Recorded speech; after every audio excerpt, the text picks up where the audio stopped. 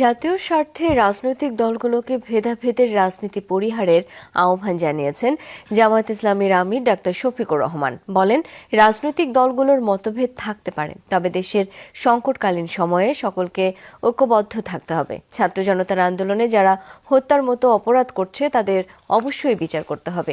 একই সাথে দ্রব্যমূল্যের ঊর্ধ্বগতির জন্য বাজার সিন্ডিকেটকে দায়ী করেন জামায়াত আমির। শুক্রবার সকালে রাজধানীর কাকরাইলের ডিপ্লোমা ইঞ্জিনিয়ার্স ইনস্টিটিউশন মিলনায়তনে ঢাকা মহানগরী দক্ষিণের নবনির্বাচিত আমিরের শপথ গ্রহণ অনুষ্ঠান।